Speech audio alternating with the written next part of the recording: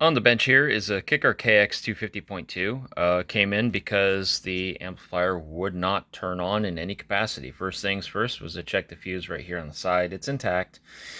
Then the next thing was to check my power supply MOSFETs, make sure they weren't shorted. They weren't. They were appeared correct on the multimeter. Then checked my output bipolar transistors, because this is a Class AB amp, TB35C and 36C. They were fine.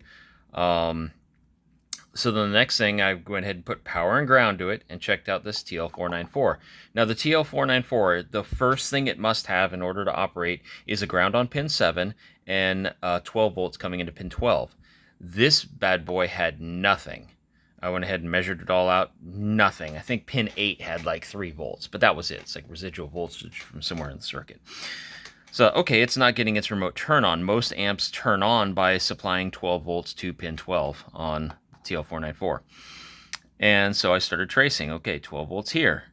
Then it follows this little jumper to this trace, to this jumper, to this trace, across this Zener diode. The Zener diode actually takes the 12 volts, knocks it down to about 5 after this voltage division circuit. It then feeds into this NPN bipolar transistor. The 5 volts feeds to the base pin of this NPN.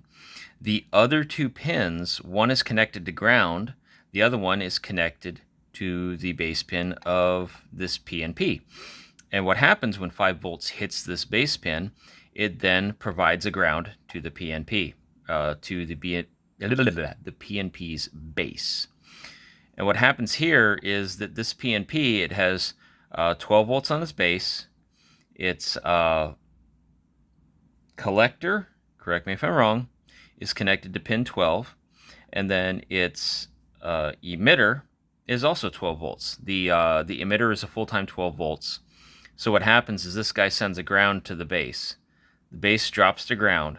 That turns this on and will flow 12 volts from the emitter to the collector, feeding 12 volts to this.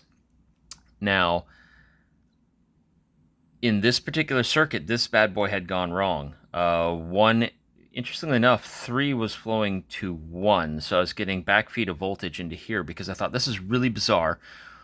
I'd have a perfect voltage drop leaving this guy until I got to this resistor here. At this side, I'd have 12 volts. When this turns on, the voltage would drop away on this side of the resistor. On this side of the resistor, it did not go away. It would only drop by like 1/10 of a volt. It was like 11 volts. And I'm like, that is weird. Surprisingly, this guy didn't get hot. It's a high enough value. And at first I thought maybe this guy's not doing his job appropriately to ground, but I'm like, no, that doesn't make sense because we're losing all voltage here like we're supposed to.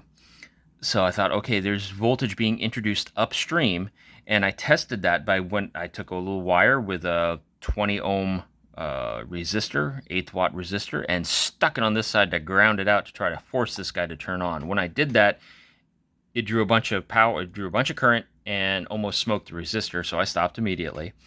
I thought, you know what? I'll bet you this PNP is bad. So I pull it out, and sure enough, it was shorting 1 to 3. I replaced that PNP. Let's see, where did it go? There it is. Replace that bad boy with a BD140 PNP because it really doesn't matter as long as it turns on and connects and acts like a relay.